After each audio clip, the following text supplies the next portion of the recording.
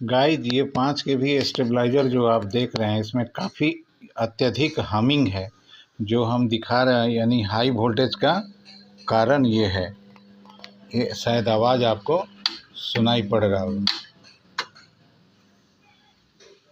तो ये आपका देखिए इस तरह का आवाज़ हो रहा है। ये आवाज़ को ये हाई वोल्टेज देने के लिए ही बता रहा है कि ये हाई वोल्टेज दे रहा है, और ये किट से ही प्रॉब्लम आ रहा है क्योंकि किट कभी छोड़ रहा पकड़ रहा, उसके कारण भी हो रहा है। देखिए अभी बंद हुआ और ये चालू हुआ। तो ये इस तरह का सिस्टम को देखने के लिए सबसे पहले तो ये पता करिए कि क्या आपका ये जो सेंसिंग ट्रांसफार्मर है ये तो नहीं ख़राब है। अगर ये सेंसिंग ट्रांसफार्मर ख़राब रहेगा तो जिस तरह का हाई लेना छोड़ना कर रहा वो नहीं करेगा, यानी ये प्रीसेट से प्रॉब्लम है और कंडेंसर से प्रॉब्लम है। तो इसको आप जब किट को बनाएंगे तो ये ठीक हो जाएगा। तो गाइज एक चीज़ तो ये आपको पता चलता है कि कब कब हाई वोल्टेज होता है। तो छोड़ने पकड़ने के कारण रिले जब ऑन नहीं होगा तब होगा। गाइज मैंने हाई वोल्टेज पर आपको जो भी चीज़ बताया, अब इसके बाद मैंने एक बात और बोला कि आपको प्रीसेट में इसमें गड़बड़ी है। तो प्रीसेट को सेट जैसे करेंगे तो ये ठीक हो जाएगा। तो प्रीसेट का कंडेंसर का जहाँ तक मामला है, तो कंडेंसर तब करते हैं जब खटखट खटखट ज़्यादा करने लगे तो कंडेंसर बढ़ाते हैं।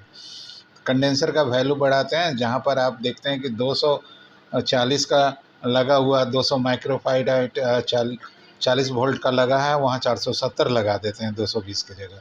ठीक उसी तरीके से जहाँ पर 470 40 लगा हुआ था वहाँ 1040 लगा देते हैं। तो इस तरीके से वो कट अच्छा करेगा, जल्दी छोड़ेगा नहीं, क्योंकि एक रिले को कट होने में सिर्फ 6 वोल्ट जहाँ पार किया तो वो ऑन हो जाता है, और 6 वोल्ट से जहाँ नीचे आता है कि वह छोड़ देता है। और ऐसा तब होता है क्योंकि इसमें हम जब भी सप्लाई देते हैं जो किट में एम मीटर में सप्लाई आता है, और एम मीटर में अगर 15 वोल्ट आएगा तो बेस में भी आपका 15 वोल्ट आ जाएगा, लेकिन कलेक्टर में तब पार करेगा जब हम रेगुलेटेड वोल्टेज प्रीसेट से जब घुमा के हम उसको देना चाहेंगे तभी जाकर वो करेगा। तो हम कब उसको करना चाहते हैं, जब जैसे देखते हैं कि हमारा 240 हो गया, अब तो 250 आएगा तो हाई वोल्टेज हो जाएगा। तो ऐसी स्थिति में हम लोग प्रीसेट का घुमा करके एडजस्ट करते हैं। तो प्रीसेट को हम, और इसके बाद प्रीसेट जैसे ही घुमाएंगे वो कट जाएगा, यानी रिले ऑन हो जाएगा। तो आपको जैसे हम इसके पिछला वाला एपिसोड में जो हम बताए हैं उसमें कितना पर काटना है वो तो आपको डायग्राम उसमें दिया हुआ, उतना पर लाकर काटना है और वो काम वेरियर ही करता है। जैसे देखिए अभी हम यहाँ पर वेरियर से जो कर रहे हैं, ये देखिए ये सबसे पहला कट है जो देखिए कितना आगे गया हुआ है। इसको हम कैसे काटते हैं, ये प्रीसेट से, ये आउटपुट का है, तो आउटपुट का हमको काटना है। तो आउटपुट का हाँ, ये देखिए हम आउटपुट में रखे हैं और इसको जैसे ही हम घुमाएंगे ये कट जाएगा। तो ये कट गया। अब फिर वेरियर से हम थोड़ा और आगे बढ़ाते हैं। अब हमको नंबर 2 को काटना है, तो नंबर 2 पर हाथ ले जाते हैं और काट देते हैं। ये देखिए नंबर 2 भी कट गया। अब ये नंबर 2 देखिए ये इस तरह का छोड़ पकड़ कर रहा, तो एक कंडेंसर लगा देंगे तो ये, नहीं तो कुछ ही दिन बाद ये बीमारी आपको आएगा। तो एक कंडेंसर जो वहाँ पर लगा हुआ है 140 का, उसको हम बढ़ा के 220-40 का लगा देते हैं।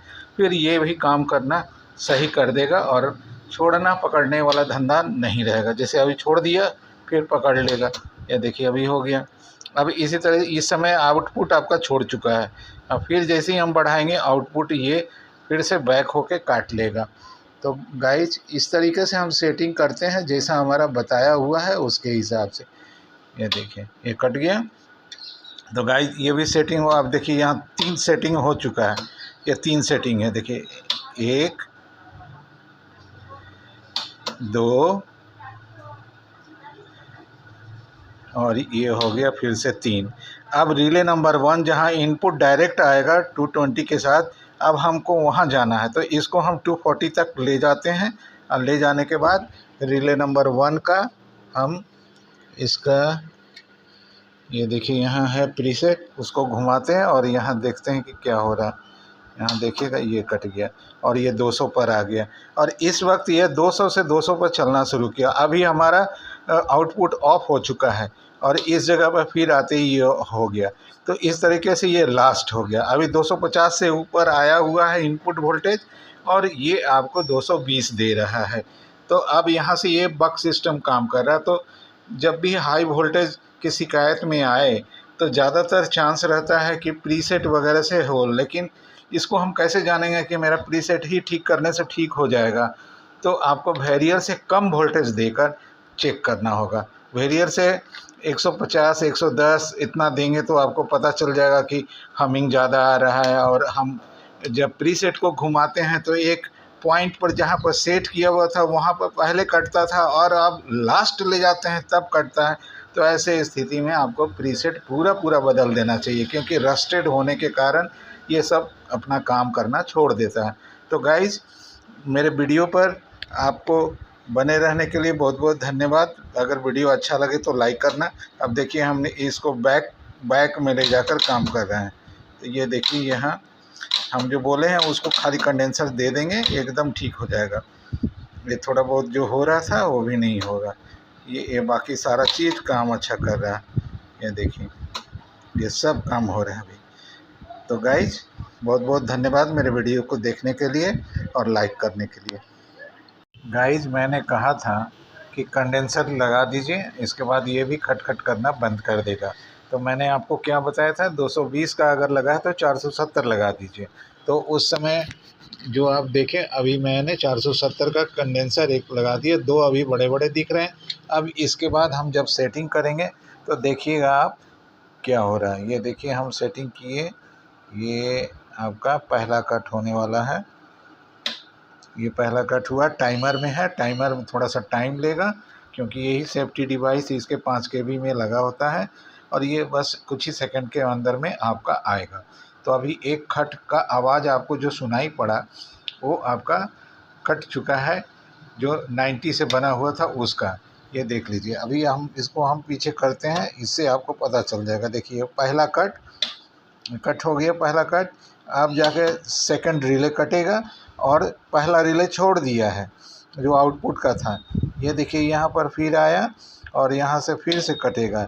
ये आउटपुट फिर से कटा और अब चला पहला रिले पर जो इनपुट रिले है। और इस जगह इनपुट रिले 200 पर 200 कर चुका है और यहाँ आउटपुट छोड़ चुका है। अब यहाँ पर आएंगे तो बक सिस्टम में आने वाला है, यानी अब वहाँ पर 250 हुआ है और ये कट के आ गया, आपका 240 हो गया। तो 250 पे 240 हो गया। ये वेरियर हमने लास्ट कर दिया। अभी ये कुछ नहीं है। अभी इसे आप देखिए। तो इस तरीके से सेटिंग करते हैं। मेरे डायग्राम को ज़रूर देखना कि किस तरीके से क्या होता है और किसके कारण कौन सी बीमारी आती है। कौन सा रिले नहीं कटेगा तो कितना वोल्टेज आपके आउटपुट में NC और NO पर आएगा। तो इस चीज़ को समझिए पहले, तो हर चीज़ को बना सकते हैं आप। स्टेबलाइज़र का कोई भी कितना भी गंदा से गंदा स्टेबलाइज़र आ जाए, जो कोई ना बना पाए वो आप बना लोगे। मेरा वीडियो केवल इसके पहले वाला डायग्राम को पूरा समझ लेना, इसके बाद आप बनाते चले जाओ। एक भी स्टेबलाइज़र अगर आपसे ना बने तो बोलना। तो गाइज़, मेरे वीडियो और बने रहने के लिए धन्यवाद और लाइक करना और सब्सक्राइब भी करना।